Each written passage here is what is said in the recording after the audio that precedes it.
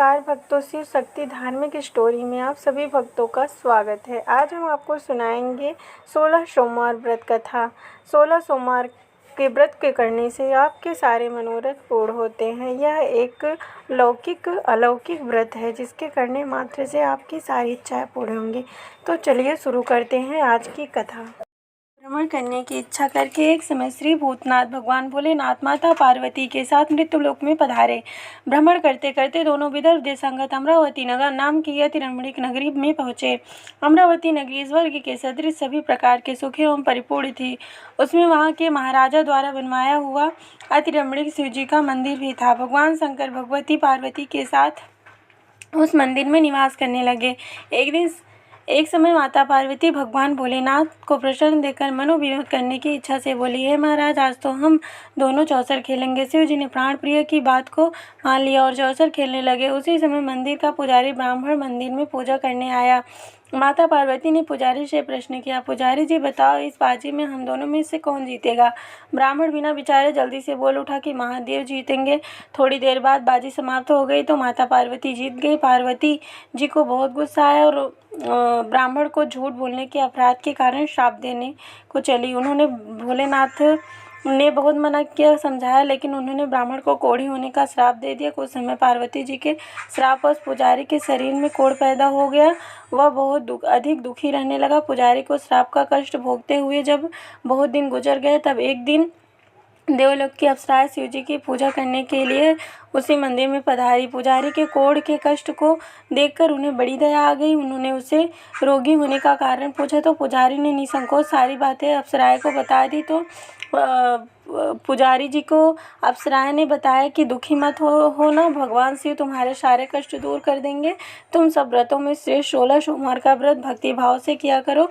पुजारी ने अप्सरा उनसे नम्रता पूर्वक 16 सोमवार व्रत की विधि पूछी। अप्सराओं ने बताया, सोमवार को भक्ति भाव से व्रत करो, साफ वस्त्र पहनो, संध्या उपासना के बाद आधा सेर गेहूं का आटा लो, उसके 3 भाग करो और घी गुड़ दीप नैवेद्य पुंगी फल बेलपत्र जनेऊ जोड़ा चंदन अक्षत पुष्पादि के द्वारा प्रदोष काल में भगवान शंकर की विधि से पूजा करो। तत्पश्चात 3 भागों में से एक शिव जी को अर्पण करो, बाकी 2 शिव जी का प्रसाद समझकर उपस्थित लोगों में बांट दो और आप भी प्रसाद खाओ।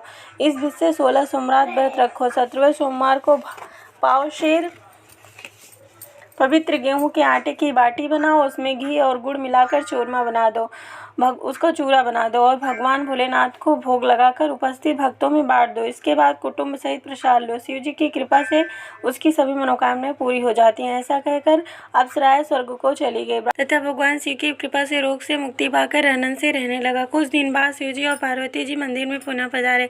ब्राह्मण को निरोग देखकर पार्वती जी ने ब्राह्मण से रोग मुक्त होने का कारण पूछा तो ब्राह्मण ने 16 सोमवार व्रत का कथा सुनाई। पार्वती जी ने बहुत प्रसन्न होकर ब्राह्मण से व्रत की विधि पूछी और स्वयं व्रत करने का निर्णय लिया। व्रत करने के बाद उनकी मनोकामना पूरी हुई। उनके रूठे हुए बेटे स्वामी कार्तिकेय स्वयं माता के आज्ञाकारी हुए। कार्तिकेय जी को अपना यह विचार परिवर्तन रहस्य की इच्छा हुई। वे माता से बोले, हे माता, आपने ऐसा कौन सा व्रत किया जिससे मैं आपकी ओर आकर्षित हो गया? पार्वती जी ने वही 16 सोमवार के व्रत की विधि सुनाई।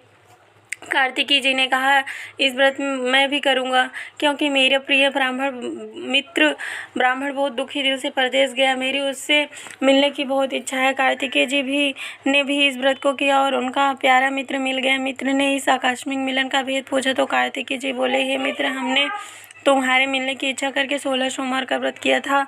अब तो ब्राह्मण मित्र को अपने विवाह की बड़ी चिंता थी। उसने कार्तिकेय जी से व्रत की विधि पूछी और यथाविध व्रत किया। व्रत के प्रभाव से जब वह किसी कार्य से विदेश गया तो वहाँ के राजा की लड़की का स्वयंवर था। राजा ने प्रण किया था कि जिस राजकुमार के गले में सब प्रकार से श्रृंगारित हथनी माला गले में माला डालेगी तो मैं उसी के साथ अपनी प्यारी बेटी का विवाह कर दूंगा। शिव जी की कृपा से वह ब्राह्मण भी उस स्वयंवर को देखने की इच्छा से राजसभा की ओर जाकर बैठ गया। नियत समय पर हथनी आई और उसने जयमाल उस ब्राह्मण के गले में डाल दी। राजा ने अपनी प्रतिज्ञा के अनुसार बड़ी धूमधाम से अपनी कन्या का विवाह उस ब्राह्मण के साथ कर दिया और ब्राह्मण को बहुत सा धन और सम्मान देकर संतुष्ट किया। ब्राह्मण सुंदर राजकन्या पाकर सुख से जीवन व्यतीत करने लगा। एक दिन राजकन्या अपने पति से पूछा, हे प्राणनाथ, आपने ऐसा कौन सा भारी पुण्य किया था जिसके प्रभाव से हथिनी ने सब राजकुमारों को छोड़ आपको वरण किया? ब्राह्मण बोला, हे प्राणप्रिय, मैं अपने कार्तिकेय जी के कथनानुसार 16 सोमवार का व्रत किया था, जिसके प्रभाव से मुझे तुम जैसी रूपवान और गुणी पत्नी मिली। इस व्रत की महिमा सुनकर राजकन्या ने बड़ी हैरत हुई। वह भी पुत्र कामना है तो इस व्रत को किया और उसके गर्भ से बहुत ही सुंदर और सुशील पुत्र उत्पन्न हुआ। देवपुत्र को पाकर अधिक प्रसन्न हुई और उसका लालन पालन अच्छी तरह से करने लगी। जब पुत्र समझदार हुआ तो एक दिन उसने अपनी माता से प्रश्न किया, हे माँ, तुमने कौन सा व्रत तब किया था जो मेरे जैसा पुत्र तुम्हारे गर्भ से उत्पन्न हुआ? उसकी माता ने 16 सोमवार व्रत कथा पुत्र को बताया। पुत्र ने सब प्रकार के मनोरथ पूर्ण करने वाले इस व्रत को सुना तो वह भी राज्याधिकार पाने की इच्छा से हर सोमवार को यथाविधि यह व्रत करने लगा। व्रत शुरू करने के बाद वह एक देश के वृद्ध राजा के दूतों ने आकर उसको राजकुमार के लिए वरण किया। राजकुमारी राजकन्या के लिए वरण किया। राजा ने अपनी बेटी का विवाह ऐसे सर्वगुण संपन्न ब्राह्मण युवक के साथ करके बड़ा सुख प्राप्त किया। वृद्ध राजा के दिवंगत हो जाने पर ब्राह्मण को सिंहासन पर बैठाया गया, क्योंकि दिवंगत राजा के कोई पुत्र नहीं था। राज्य का उत्तराधिकारी होकर भी वह ब्राह्मण पुत्र 16 सोमवार का व्रत करता रहा। जब 17वां सोमवार आया तो विप्र पुत्र ने अपनी प्रियतमा से भोजन सामग्री लेकर शिव पूजा के लिए शिवालय चलने को कहा, परंतु उसकी पत्नी ने उसकी आज्ञा की परवाह न की। दास दासियों के द्वारा शिवालय में भिजवा दिया सारी सामग्री। जब वह राजा पूजन पाठ समाप्त कर हो चुका तो आकाशवाणी हुई, हे राजा, अपनी इस रानी को राजमहल से निकाल देने के बाद राजा के आश्चर्य का ठिकाना न रहा। उसने मंत्रणागृह में आकर अपने सभासदों को बुलाकर कहा, मंत्रियों, मुझे आज शिव जी की आकाशवाणी हुई कि राजा, तू अपनी इस रानी को राज से निकाल दे, नहीं तो यह तेरा सर्वनाश कर देगी। राजा के मंत्री और राज से निकाल दे, नहीं तो सभासद आदि सब विस्मय और दुख में डूब गए, क्योंकि जिस कन्या के कारण उसे राज्य मिला था राजा उसी को निकालने की बात कह रहा था। यह कैसे हो सकता था? पर राजा ने मंत्रियों की परवाह नहीं की, उसने अपनी पत्नी को राजमहल से निकाल दिया। रानी दुखी भाग्य को कोसती हुई भूखे और दुखी हृदय से चली जा रही थी कि उसकी अचानक एक बुढ़िया से भेंट हुई जो सूत काट कर बेचने जाती थी। रानी की करुण दशा देखकर वह बोली, चल तू मेरा सूत बिकवा दे, मैं बूढ़ी हूँ, भाव करना नहीं जानती। यह बात सुनकर रानी ने बुढ़िया के सिर से सूत की गठरी उतार कर अपने सिर पर रख ली। थोड़ी देर के बाद आंधी आ गई और बुढ़िया का सूत पोटली सहित उड़ गया। बेचारी बुढ़िया पछताती रह गई। उसने रानी को अपने से दूर रहने को कहा। इसके बाद रानी एक तेली के घर गई तो कारण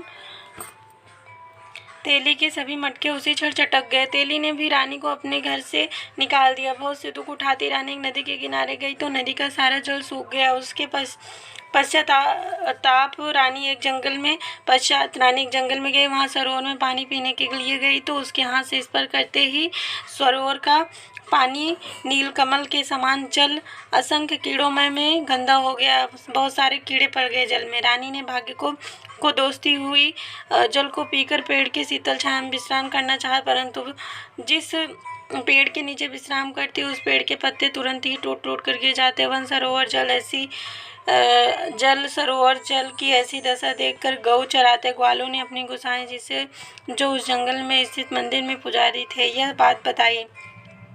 गुसाई जी के अनुसार ग्वाले रानी को पकड़कर गुसाई जी के पास लाए। रानी की मुख कांति और शरीर शोभा देख गुसाई जी जान गए कि यह कोई अवश्य विधि की मारी है, कुलीन स्त्री है। पुजारी ने रानी से कहा, पुत्री, मैं तुम्हें अपनी पुत्री के समान रखूंगा। तुम मेरे आश्रम में आकर रहो, मैं तुम्हें किसी प्रकार का दुख नहीं होने दूंगा। गुसाई जी के वचन को सुनकर रानी को कुछ धीरज हुआ। वह आश्रम में रहने लगी। रानी को भोजन बनाती, उसमें कीड़े पड़ जाते, जल भर कर लाती, उसमें कीड़े पड़ जाते। रानी की यह दशा देख गुसाई जी बड़े दुखी हुए और रानी से बोले, हे पुत्री, तुम्हारे ऊपर कौन से देवता का प्रकोप है जिससे तुम्हारी यह हालत हुई?